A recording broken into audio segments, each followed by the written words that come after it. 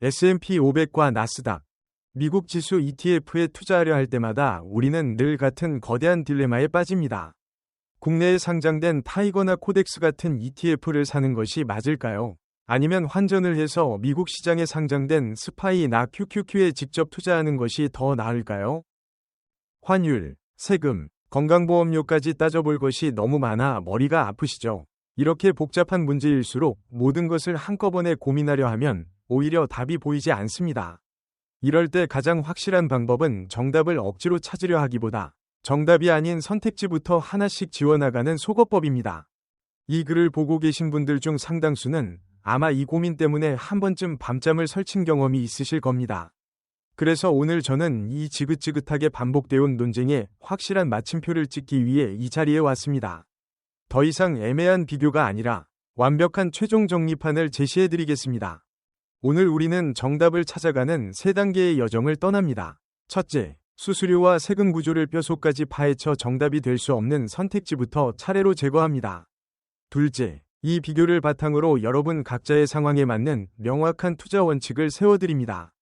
그리고 마지막으로 실제 시뮬레이션을 통해 여러분에게 가장 현실적인 투자 방법이 무엇인지 직접 확인할 수 있도록 도와드리겠습니다. 이 글 하나만 끝까지 읽으시면 그동안 머릿속을 복잡하게 만들었던 모든 질문에 대한 답을 스스로 내릴 수 있게 될 겁니다.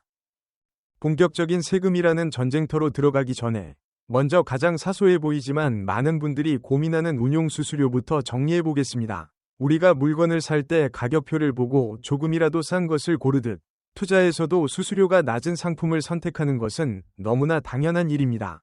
그래서 미국 상장 ETF 중에서는 SPYM이나 QQQM 같은 상품이 상대적으로 유리하고 국내 상장 ETF의 경우에는 큰 차이가 없기 때문에 그 시점에 수수료가 가장 저렴한 상품을 선택하면 됩니다.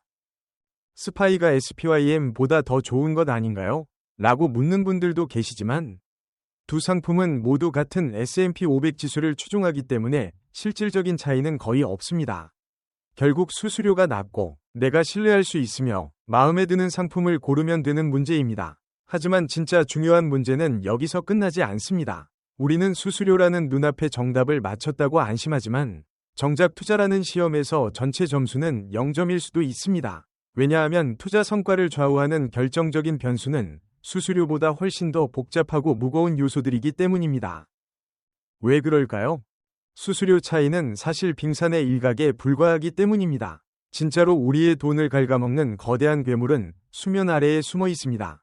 바로 어떤 계좌에 담느냐, 그리고 세금을 어떻게 내느냐의 문제입니다. 이제 수수료 이야기는 잠시 잊으셔도 됩니다. 지금부터가 진짜 돈의 크기를 갈라놓는 이야기, 오답을 피하기 위한 진짜 속어법의 시작입니다. 본격적인 비교에 들어가기 전에 우리는 가장 먼저 최악의 선택지부터 지도에서 지워야 합니다. 마치 밭을 걷기 전에 위험지역을 먼저 표시하는 것과 같습니다. 수많은 투자자들이 별다른 고민 없이 발을 들였다가 나중에 크게 후회하는 함정. 바로 일반 계좌에서 국내에 상장된 해외 ETF를 매수하는 것입니다. 왜 문제가 될까요? 겉으로 보이는 숫자가 우리를 속이기 때문입니다. 국내 상장 해외 ETF의 수익에 붙는 세금은 배당 소득세 15.4%입니다. 반면 미국 시장에 직접 투자해서 얻는 수익에는 양도소득세 22%가 부과됩니다. 15.4%와 22%, 숫자만 놓고 보면 당연히 15.4%가 훨씬 유리해 보입니다. 바로 이 지점이 모든 비극의 시작입니다. 이 15.4%라는 숫자는 달콤한 미끼일 뿐입니다.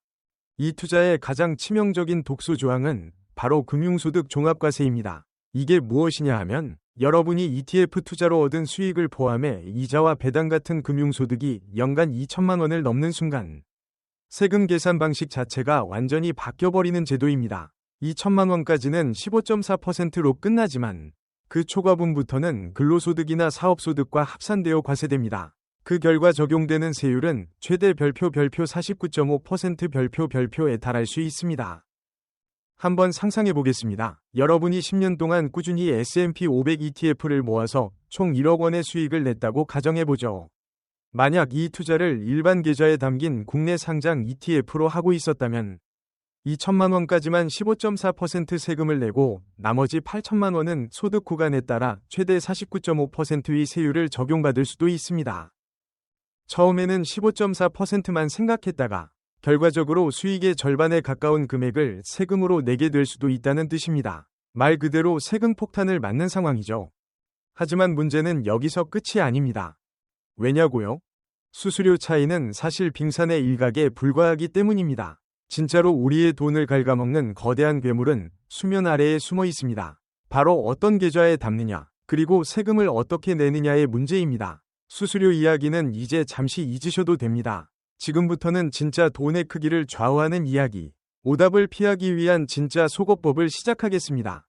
본격적인 비교에 앞서 우리는 가장 먼저 최악의 선택지부터 지도에서 지워야 합니다. 마치 밭을 걷기 전에 위험 지역을 미리 표시해두는 것과 같습니다. 수많은 투자자들이 별다른 고민 없이 발을 들였다가 결국 후회하게 되는 함정. 바로 일반 계좌에서 국내에 상장된 해외 ETF를 매수하는 선택입니다. 왜 문제가 될까요? 언뜻 보면 숫자가 우리를 속이기 때문입니다. 국내 상장 해외 ETF의 수익에 붙는 세금은 배당 소득세 15.4%입니다. 반면 미국 시장에 직접 투자해 얻은 수익에는 양도소득세 22%가 부과됩니다. 15.4%와 22%. 숫자만 보면 당연히 15.4%가 더 유리해 보입니다. 바로 이 지점이 모든 비극의 시작입니다. 이 15.4%라는 숫자는 그저 달콤한 미끼에 불과합니다. 이 선택의 가장 치명적인 독소 조항은 바로 금융소득 종합과세입니다. 이는 ETF 투자 수익을 포함해 이자와 배당 같은 금융소득이 연간 2천만 원을 넘는 순간 세금 계산 방식 자체가 완전히 바뀌는 제도입니다.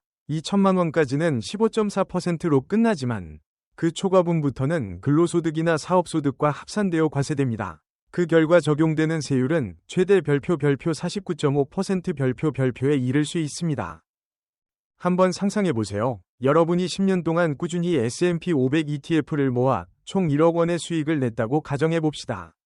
이 투자를 일반 계좌에 담긴 국내 상장 ETF로 했다면 2천만 원까지만 15.4% 세금을 내고 나머지 8천만 원에 대해서는 소득 구간에 따라 최대 49.5%의 세율이 적용될 수도 있습니다. 처음에는 15.4%만 생각했다가 결과적으로 수익의 절반에 가까운 금액을 세금으로 내게 될 수도 있다는 뜻입니다. 말 그대로 세금 폭탄을 맞는 상황인 셈이죠. 하지만 이야기는 여기서 끝나지 않습니다. 하지만 진짜로 무서운 건 따로 있습니다. 바로 건강보험료입니다. 금융소득이 직장가입자인 경우 연간 2천만 원을 초과하면 그 초과분이 건강보험료 산정기준 소득에 포함됩니다. 지역가입자라면 기준은 더 엄격해져서 1천만 원을 넘는 순간 금융소득 전체가 건강보험료 산정기준에 반영됩니다. 그 결과 어느 날 갑자기 매달 내는 건강보험료가 수십만 원씩 뛰어오르는 장면을 마주하게 될 수도 있습니다. 이건 세금과는 또 다른 차원의 문제입니다. 세금은 수익이 발생할 때 한 번 내면 끝나지만 올라간 건강보험료는 이후에도 계속해서 여러분의 현금 흐름을 압박하는 고정지출이 되기 때문입니다. 수익은 한 번인데 부담은 매달 반복되는 셈이죠. 그렇다면 해외 직접 투자는 어떨까요? 배당 소득의 경우에는 해외 직접 투자 역시 금융소득 기준을 넘으면 금융소득 종합과세 대상이 됩니다. 하지만 매매 차익에 대해서는 이야기가 완전히 달라집니다. 수익이 1억이든 10억이든 상관없이 무조건 별표 분리과세 22% 별표로 끝납니다. 다른 소득과 절대로 섞이지 않고 당연히 건강보험료에도 아무런 영향을 주지 않습니다. 구조가 아주 깔끔하죠. 여기에 더해 국내 상장 ETF를 일반 계좌에서 투자할 때의 단점은 하나 더 있습니다. 바로 손익통산이 되지 않는다는 점입니다. 여러 종목의 투자에 한쪽에서는 이익이 나고 다른 쪽에서는 손실이 나더라도 이를 합산해서 계산해주지 않습니다. 이익이 난 종목에서는 세금을 그대로 다 떼어가면서 손실은 없는 것처럼 취급해버리는 구조입니다. 반면 해외 직접 투자는 모든 종목의 손익을 합산해 순수익에 대해서만 과세합니다. 게다가 연간 250만 원까지는 아예 세금을 내지 않아도 되는 기본공제 혜택까지 주어집니다. 국내 상장 ETF에는 이런 혜택이 없습니다. 수익이 발생하는 순간 바로 15.4%가 원천징수됩니다. 여기까지 오면 결론은 상당히 명확해집니다. 겉으로 보이는 15.4%라는 숫자에 속아서 일반 계좌로 국내 상장 해외 ETF를 장기 투자하는 것은 내 자산에 스스로 시한폭탄을 설치하는 것과 다르지 않습니다. S&P 500 ETF 같은 상품을 매수하려는 분들 대부분은 단기 차익이 아니라 장기 보유를 통해 큰 수익을 기대하실 겁니다. 그렇기 때문에 반드시 금융소득 종합과세 한도를 함께 고려해야 합니다. 그래서 우리는 여기서 첫 번째 투자 원칙을 확립해야 합니다. 이 원칙은 협상의 여지가 없습니다. 반드시 기억하셔야 합니다. 장기 투자 목적이라면 해외 ETF를 일반 계좌에서 국내 상장 상품으로 투자하지 않는다. 이 한 문장만큼은 예외 없이 머릿속에 새겨두셔야 합니다. 자, 이제 가장 위험한 길 하나를 완전히 지워냈으니 조금은 안심이 되시죠? 그렇다면 이제부터는 이 지뢰밭을 피해갈 수 있는 안전하고 확실한 길, 즉 최고의 선택지가 무엇인지 본격적으로 탐색해 보겠습니다.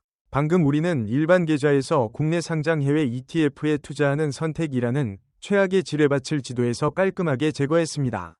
그 다음에 할 일은 분명합니다. 최고의 선택지를 찾아 그 길로 곧장 가는 것이죠. 다행히도 우리에게는 정부가 직접 등판시켜준 아주 강력하고 믿음직한 구원투수가 있습니다. 바로 절세계좌 3대장 중에서도 핵심이라 할 수 있는 연금저축과 IRP.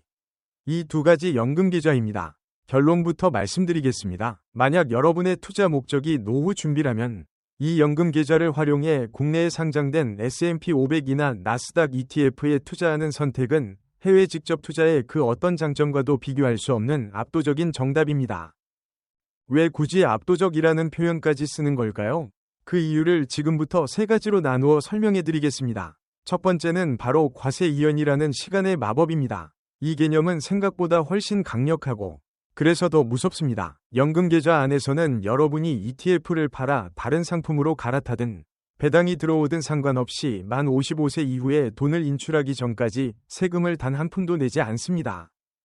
누군가가 여러분의 눈덩이에서 중간중간 한 조각씩 떼어가는 일이 없는 겁니다. 수십 년 동안 세금의 방해 없이 오로지 수익이 다시 수익을 낳는 복리의 마법이 극대화됩니다. 30년이 지난 뒤를 떠올려 보세요. 중간에 세금을 떼인 눈덩이와 그렇지 않은 눈덩이의 크기는 더 이상 비교 자체가 불가능할 정도로 큰 차이를 만들어내게 됩니다. 둘째는 저율 과세라는 파격적인 할인 혜택입니다. 수십 년 동안 굴려서 거대해진 눈덩이, 즉 투자 원금과 수익을 55세 이후에 연금 형태로 나눠받기 시작하면 그때서야 세금을 내게 됩니다. 그렇다면 세율은 얼마일까요? 해외 직접 투자의 22%, 일반 계좌의 15.4%가 아닙니다. 나이에 따라 단 3.3%에서 5.5%의 연금소득세만 내면 끝입니다.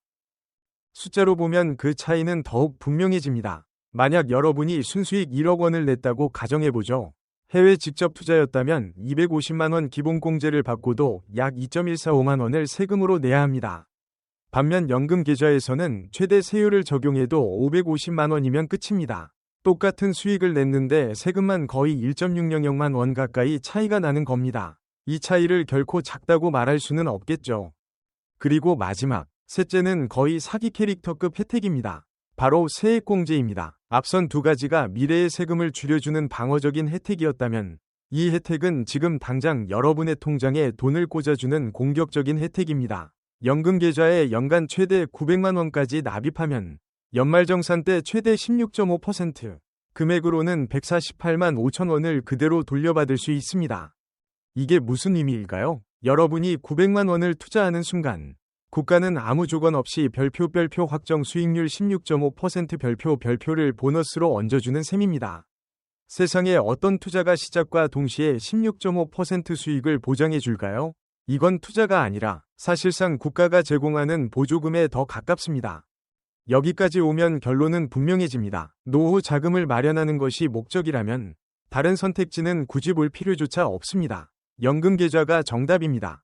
물론 세상에 공짜는 없습니다. 이렇게 강력한 혜택에는 몇 가지 현실적인 조건이 붙습니다.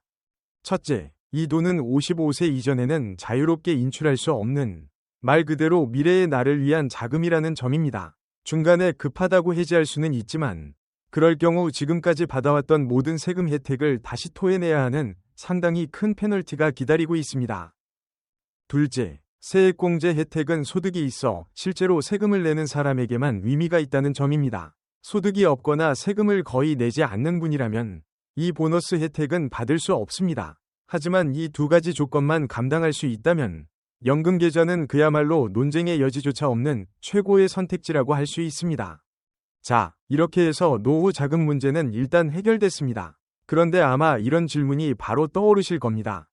알겠습니다. 그럼 55세 이전에 써야 할 돈, 중, 장기 목적의 자금은 어디에 투자해야 하나요? 바로 이 지점에서 오늘 이야기의 하이라이트, 가장 뜨거운 전쟁터가 열립니다. ISA 계좌와 해외 직접 투자. 이 두 선택지의 정면 승부가 시작되는 순간입니다. 연금이라는 막강한 카드로 노후 준비는 끝냈지만 우리에게는 여전히 5년, 10년 뒤에 써야 할 돈이 남아 있습니다. 결혼 자금, 내 집 마련을 위한 계약금, 자녀 학자금 같은 중 장기 목적 자금 말이죠. 바로 이 영역에서 대한민국 투자 역사상 가장 치열한 맞대결이 펼쳐집니다. 한쪽 코너에는 ISA 계좌, 다른 한쪽 코너에는 오랜 시간 왕좌를 지켜온 전통의 강자 해외 직접 투자가 서 있습니다. 이 대결은 마치 최신 기술로 무장한 신형 전투기와 수많은 실전으로 검증된 전설적인 전투기의 싸움과도 같습니다. 과연 승자는 누가 될까요? 먼저 도전자, ISA의 강력한 무기부터 살펴보겠습니다. ISA 계좌의 비과세 한도는 현재 일반형 기준 200만원, 서민형은 400만원입니다. 그리고 이 비과세 한도를 초과한 수익에 대해서는 9.9%라는 낮은 세율로 분리과세가 적용됩니다. 반면 해외 직접 투자는 연간 기본공제 250만원이 주어지고 양도소득세율은 22%입니다. 겉으로만 보면 이렇게 생각하기 쉽습니다. 세율이 더 낮으니까 무조건 ISA가 더 좋네. 하지만 실제 전쟁은 그렇게 단순하지 않습니다. 이 강력한 무기에는 몇 가지 현실적인 제약이 따르기 때문입니다. 첫째, ISA 계좌에는 최소 3년이라는 의무 가입 기간이 존재합니다. 그리고 이 3년이 지나 만기가 되면 비과세 혜택을 최대한 활용하기 위해 우리는 다시 선택의 기로에 서게 됩니다. 계좌를 해지해 현금화할 것인지, 연금 계좌로 이전할 것인지, 아니면 다시 새로운 3년짜리 ISA에 재가입할 것인지 말이죠. 바로 이 3년 단위의 구조가 복리의 마법에 아주 미세하지만 분명한 균열을 만들어냅니다. 우리가 연금 계좌에서 보았던 수십 년간 끊임없이 이어지는 복리 효과는 ISA 계좌에서는 구조적으로 불가능합니다. ISA는 3년마다 한 번씩 반드시 멈춰서서 정산을 해야 하는 구조이기 때문입니다. 바로 이 지점에서 두 번째 문제가 발생합니다. 이 정산 과정 자체가 복리 효과를 끊어놓을 수 있다는 점입니다. 3년 만기가 되어 비과세 혜택을 받으려면 보유하고 있던 ETF를 일단 매도해야 합니다. 그리고 비과세 한도를 초과한 수익에 대해서는 9.9%의 세금을 내야 하죠. 세금을 낸 뒤 남은 금액으로 다시 투자를 시작하는 방식입니다. 세금을 전혀 내지 않고 눈덩이를 계속 굴릴 수 있는 연금 계좌와 달리 ISA는 3년마다 눈덩이에서 9.9%만큼을 떼어내고 다시 굴리는 것과 같습니다. 이 차이는 짧은 기간에는 잘 느껴지지 않지만 시간이 길어질수록 결코 무시할 수 없는 격차로 벌어지게 됩니다. 바로 이 순간 전통의 강자 해외 직접 투자가 반격에 나섭니다. 해외 직접 투자의 무기는 화려하지는 않지만 묵직하고 치명적입니다. 첫 번째 무기는 연간 250만원 기본공제 혜택이 매년 새로 리필되고 누적해서 활용할 수 있다는 점입니다. 이게 무슨 의미일까요? 영리한 투자자들은 매년 연말이 되면 보유 중인 종목 일부를 매도해 딱 250만 원만큼의 이익만 실현합니다. 이 구간까지는 세금이 전혀 없습니다. 그리고 그 다음날 같은 종목을 다시 매수합니다. 이 과정을 10년 동안 반복하면 어떻게 될까요? 무려 2.5영만 원의 수익을 세금 한 푼 내지 않고 내 것으로 만들 수 있습니다. ISA처럼 3년을 꽉 채워야만 쓸 수 있는 쿠폰이 아니라 매년 현금처럼 사용할 수 있는 포인트와도 같은 구조입니다. 둘째이자 해외 직접 투자의 가장 강력한 필살기는 매도를 하지 않는 한 과세 자체가 발생하지 않는다는 점입니다. 연간 250만 원을 초과하는 수익에 대해서도 내가 팔기 전까지는 세금을 단 한 푼도 낼 필요가 없습니다. 10년이든 20년이든 심지어 30년이 지나도 마찬가지입니다. ISA의 3년 주기와는 비교조차 할 수 없는 진정한 의미의 장기 복리 투자가 가능한 구조입니다. 자산이 1억에서 10억으로 불어나는 동안 국가는 그저 묵묵히 지켜볼 뿐입니다. 중간에 개입해 세금을 떼어갈 수 있는 방법이 없기 때문입니다. 상황은 이렇습니다. 한쪽은 단기 화력은 막강하지만 3년마다 재장전이 필요한 무기이고 다른 한쪽은 화력은 약해 보일지 몰라도 한 번 쏜 레이저를 수십 년간 유지할 수 있는 무기입니다. 이런 구조이기 때문에 경우의 수가 너무 다양해지고 커뮤니티나 유튜브에서 의견이 극명하게 갈리는 겁니다. 만약 어느 한쪽이 명백하게 우월했다면 이 논쟁은 진작에 끝났겠죠. 이렇게까지 팽팽하다는 것은 두 제도 모두 장점과 단점이 너무나 분명해 쉽게 우열을 가릴 수 없는 균형점에 도달했다는 뜻입니다. 그렇다면 이런 정답이 정해져 있지 않은 영역에서 우리는 어떤 선택을 내려야 할까요?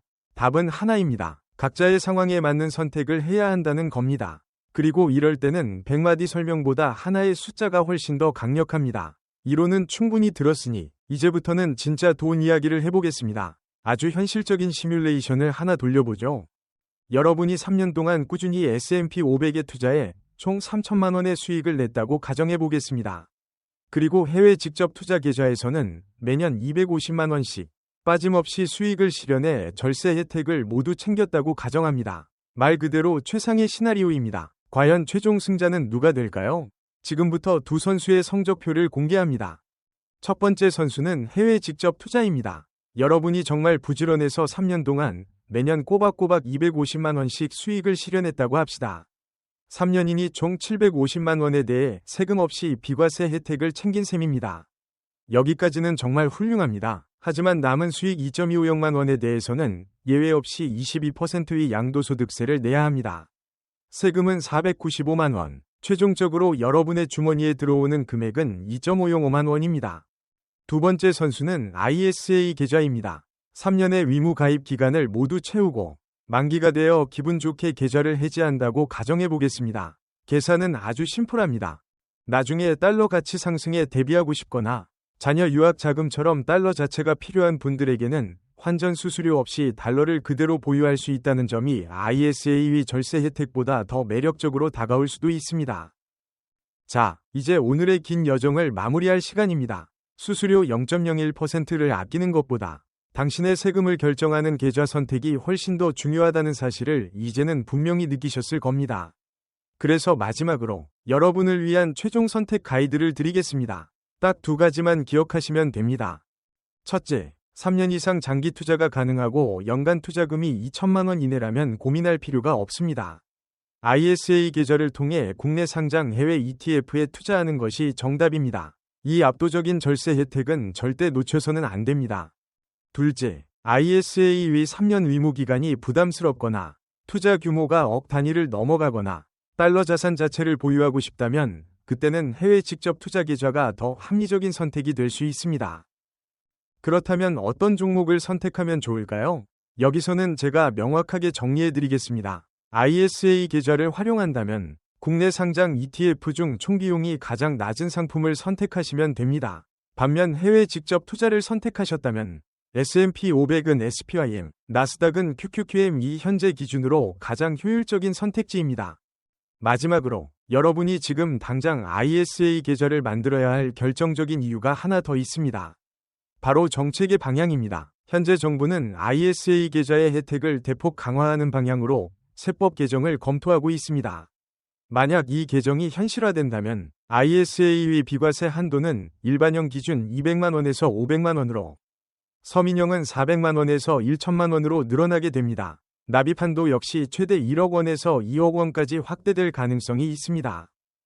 이 말이 무엇을 의미할까요? 우리가 앞서 계산했던 ISA와 해외 직접 투자 간의 격차가 앞으로는 비교 자체가 어려울 정도로 더 크게 벌어질 수 있다는 뜻입니다. 그때 가서 그때 ISA를 만들어 둘 걸 하고 후회해도 이미 늦습니다. 투자의 세계에서 가장 비싼 비용은 망설임입니다. 특히 ISA 계좌의 핵심인 3년 의무 가입 기간은 여러분이 계좌를 개설하는 순간부터 바로 카운트다운이 시작됩니다. 법이 통과되기를 기다리지 마세요. 일단 계좌를 만들어 시간을 먼저 굴려두어야 나중에 혜택이 커졌을 때 그 열매를 바로 수확할 수 있습니다. 오늘 이 글을 통해 지긋지긋했던 미국 지수 투자 딜레마가 완전히 해결되었기를 바랍니다. 더 이상 환전 타이밍이나 복잡한 세금 계산 때문에 소중한 밤잠을 설치지 마세요. 여러분은 이제 정답을 알고 있습니다. 복잡한 일은 시스템에 맡기고 여러분은 본업과 삶에 집중하시길 바랍니다. 이 글이 단순한 지식을 넘어 여러분의 소중한 자산을 지키고 불려나가는데 명확한 기준과 자신감이 되었기를 진심으로 바랍니다.